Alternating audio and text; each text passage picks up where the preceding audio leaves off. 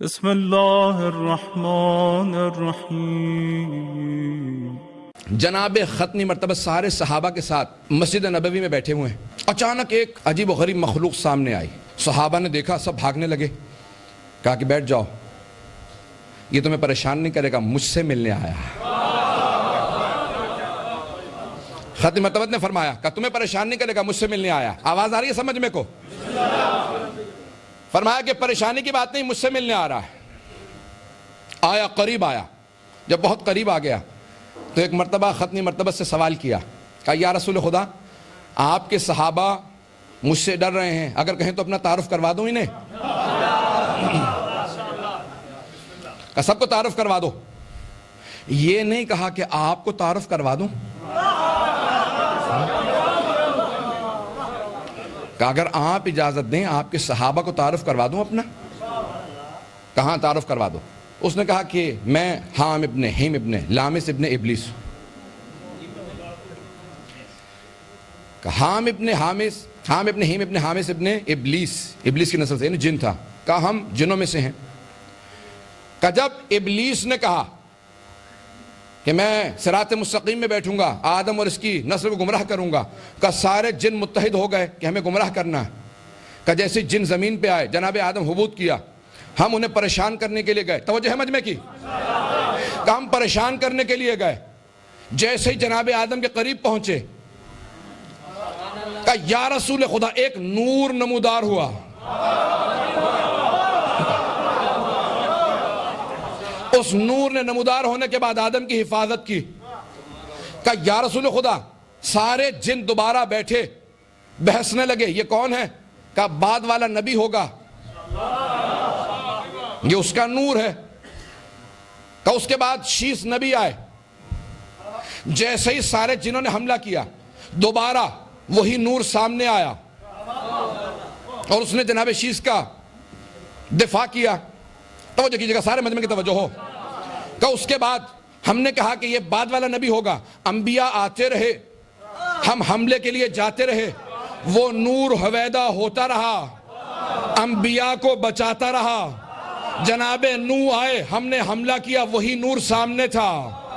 جناب سام آئے، یہاں تک کہ جناب ابراہیم آئے، اسماعیل آئے، اسحاق آئے، یعقوب آئے، یوسف آئے، موسیٰ، داؤد، سب آتے گئے۔ ہم ہمیشہ یہی کہتے تھے اس کے بعد والا نبی ہوگا۔ کہ سارے جن جانتے ہیں کہ آپ خاتم النبیین ہیں۔ کہ اب تک ہم نے نہیں دیکھا کہ وہ کون ہے، کس کا نور آتا رہا جو سارے انبیاء کا دفاع کرتا رہا۔ یا رسول خدا، وہ کس کا نور تھا، میں پوچھنے آیا ہوں۔ حام ابن ہیم ابن لامس ابن ابلیس۔ توجہ، سارے مجمع کی توجہ ہو۔ کہ اب میں پوچھنے کے لیے آپ سے آیا ہوں، مجبور ہوا، مسلسل دیکھتا رہا۔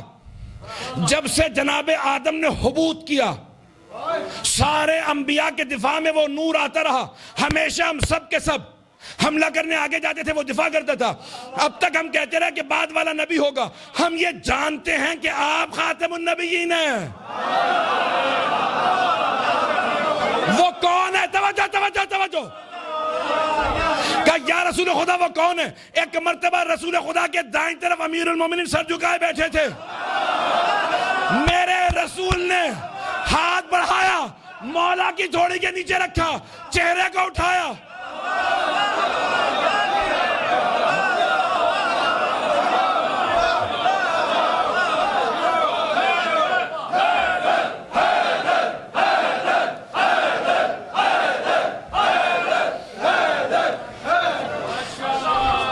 ایک مرتبہ میرے مولا کے چہرے کو اٹھایا، کہا حام، ذرا غور سے دیکھ، یہ وہ تو نہیں ہے جو آدم سے لے کے عیسیٰ تک آتا رہا۔ حام نے مولا کو دیکھا، پلٹ کے بھاگا۔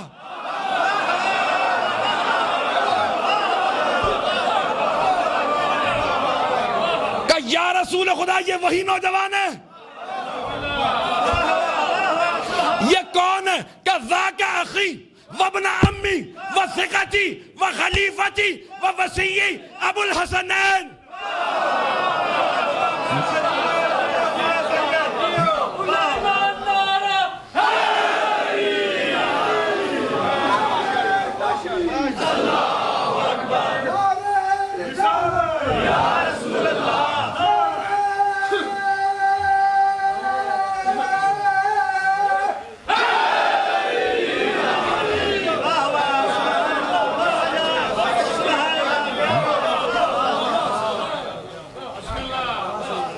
بس بھئی جب پیغمبر السلام نے تعارف کروایا کہ ذاک اخی وابن عمی وثقتی وخلیفتی ووصی ابو الحسنین امام المشرقین یعصوب الدین امیر المؤمنین اسد اللہ الغالب غالب علی کل طالب علی ابن ابی طالب. 4 نوجوان ایک آدمی کو لائے, کہا کہ یا علی اس نے ہمارے باپ کا قتل کر دیا. مولا نے فوراً سوال کیا کہ کیا ایسا ہے؟ گواہوں سے ثابت ہوتا ہے جرم یا اقرار جرم سے, اقبال جرم سے جرم ثابت ہوتا ہے؟ اس نے کہا ہاں میں قاتل ہوں. مولا نے کہا تو نے ایسا کیوں کیا؟ کہا کہ میرا اونٹ چرتا ہوا ان کے باپ کی فصل میں چلا گیا, اس نے ایک اینٹ اٹھائی اور میرے اونٹ کو ماری, میرا اونٹ مر گیا, میں نے وہی اینٹ اٹھا کے ان کے باپ کو ماری, اس کے سر میں لگی, وہ بھی مر گیا.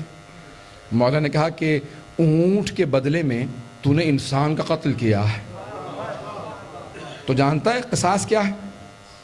کہا کہ ہاں مولا جان لے سکتے ہیں آپ. کہا پھر تیار ہو جا. کہا مولا میرے باپ کا جب انتقال ہوا نا تو میرا ایک چھوٹا بھائی ہے, ہماری جو میراث تھی میں نے ایک زمین میں دفنا دی تھی, میرے بھائی کو اس کا میں حصہ نہیں دے پایا, اگر مجھے 3 دن کی مہلت دے دیں میں جا کے اپنے بھائی کو اس کا حصہ دے آؤں.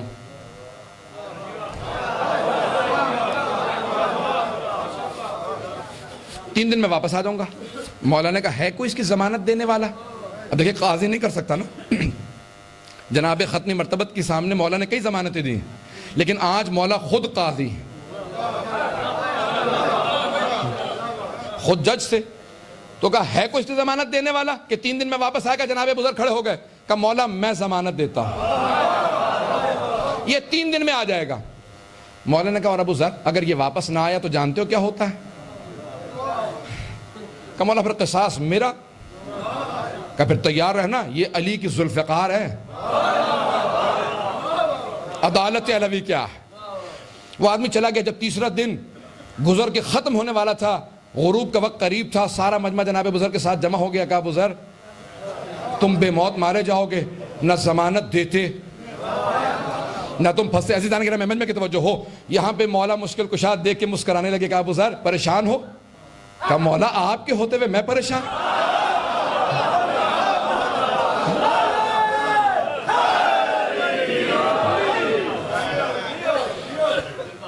اب وہ چاروں بیٹے انتظار میں تھے. کہا ابو ذر بیچارہ نیک شریف زاہد عابد آدمی, ہمارے باپ کا قصاص تو بنتا نہیں ہے. اتنے میں دیکھا کہ دھول اڑ رہی ہے, کسی گھوڑے کے آنے کی آس محسوس ہو رہی ہے. دور سے آتا دیکھا, قریب آ کے وہ گھوڑا رکا, دیکھا وہی جوان واپس آ گیا. مولا نے کہا ذرا اس مجمع کو سمجھا دے, مجھے نہیں, اس مجمع کو سمجھا دے, تو فرار کر سکتا تھا, واپس کیوں آیا؟ کہ مولا واپس اس لیے آیا ہوں تاکہ لوگ ضمانت دینا بند نہ کر دیں.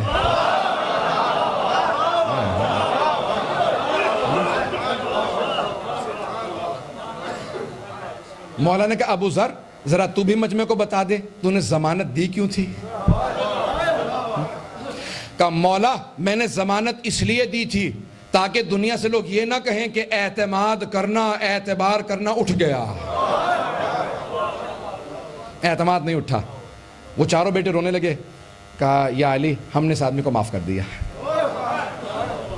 ہمیں قصاص نہیں چاہیے اپنے باپ کا, ہم نے معاف کیا, خدا ہمارے باپ کے درجات کو بلند کرے گا. مولا نے کہا اب تم بھی مجمع کو بتاؤ تم نے معاف کیوں کیا؟ کہ مولا ہم نے اس لیے معاف کیا تاکہ لوگ یہ نہ کہیں کہ دنیا سے رحم اٹھ گیا. میں نے یہ واقعہ اس لیے پیش کیا تاکہ کوئی یہ نہ کہے کہ نیکی کا بیان اٹھ گیا.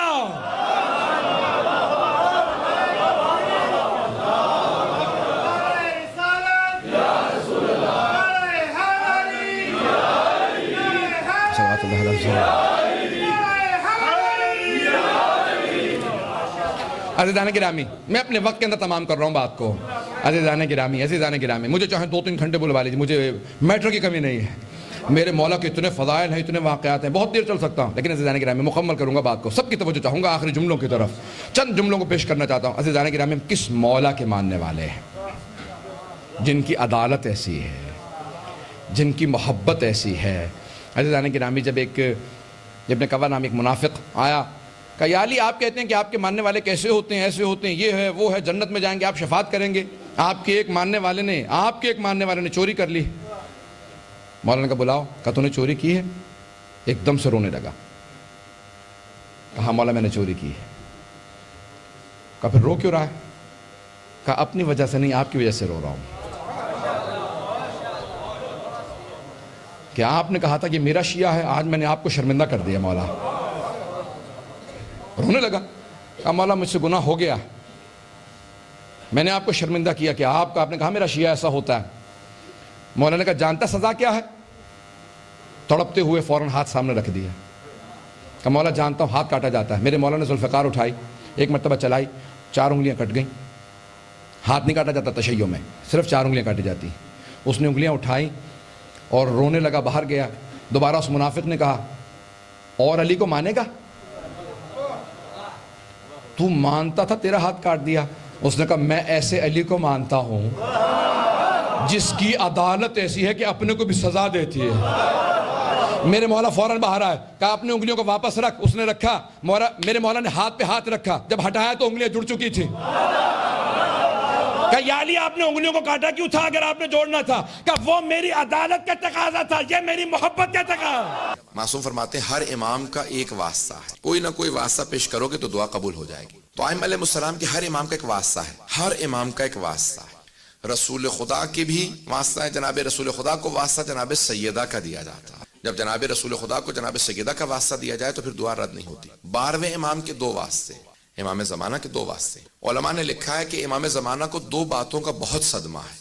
ایک اپنی دادی زہرا کے دربار میں جانے کا بہت صدمہ ہے، اور دوسرا اپنی پھپھی زینب کے بازار میں جانے کا بہت صدمہ۔ امام زمانہ کے جو 2 واسطے ہیں جناب سیدہ ہیں اور جناب زینب کبریٰ سلام علیہما۔ عزیزان گرامی ہر امام کا کوئی نہ کوئی واسطہ ہے۔ حضرت عباس کو جناب سکینہ کا واسطہ دیا جاتا ہے، ہر امام کا۔ لیکن سب ائمہ علیہ السلام جناب سیدہ کا ایک ایسا واسطہ ہے جو کوئی بھی امام کبھی بھی رد نہیں کرتا، اور دوسرا واسطہ جناب زینب۔ دنیا کے اندر سب لوگ سوال کر رہے ہیں، اب تو ایسے لوگ کہ جو اہل بیت کو نہیں مانتے، جو شیعہ نہیں ہیں، وہ فون کر کے کہتے ہیں کہ آپ لوگ بتائیے کہ آپ کا عقیدہ کیا ہے ظہور سے متعلق۔ یہ جو حالات بن رہے ہیں، جو آپ کے انٹرنیٹ پہ علامات موجود ہیں، ہمیں پریشانی ہو رہی ہے کہ ہم نہیں مانتے، ہمارا کیا ہوگا؟